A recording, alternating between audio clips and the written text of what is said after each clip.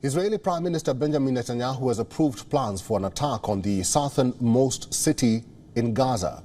This is where more than 1 million people displaced from elsewhere in the territory have sought shelter. Reports say Netanyahu made the decision after a meeting of Israel's war cabinet to discuss a new proposal from Hamas for a ceasefire.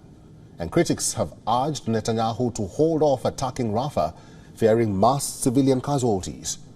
But Israel says it is one of the last strongholds of Hamas, whom it has pledged to eliminate, and that residents will be evacuated. The White House National Security spokesperson John Kirby said that the U.S. had not seen the Rafah plan, but would like to. We haven't seen it. We certainly would welcome the opportunity to see it.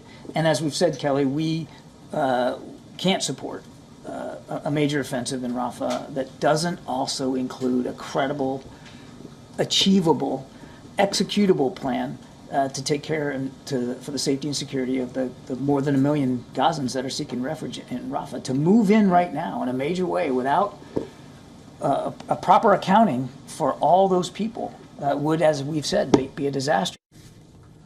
Germany's Foreign Affairs Minister Annalena Baerbock took to social media and said that a large-scale offensive in Rafah cannot be justified. She added that over 1 million refugees have sought protection there and have nowhere to go. A humanitarian truce is needed immediately so that more people do not die and the hostages are finally released.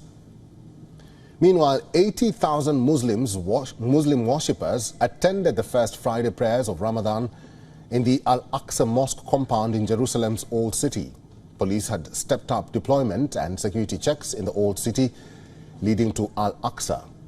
The area is also considered the most sacred place to Jews, who call it Temple Mount, and has been a long-standing flashpoint for trouble. In Gaza, Palestinians held the first Friday prayers of Ramadan outside the ruins of a mosque leveled in Israel's offensive. This is one of hundreds that the Hamas authorities say have been damaged or destroyed in Israeli attacks since October last year.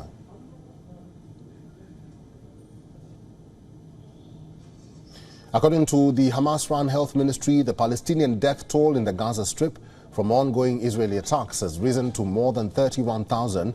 The authority added that during the past 24 hours, the Israeli army has killed 69 Palestinians and wounded 110 others in the coastal enclave.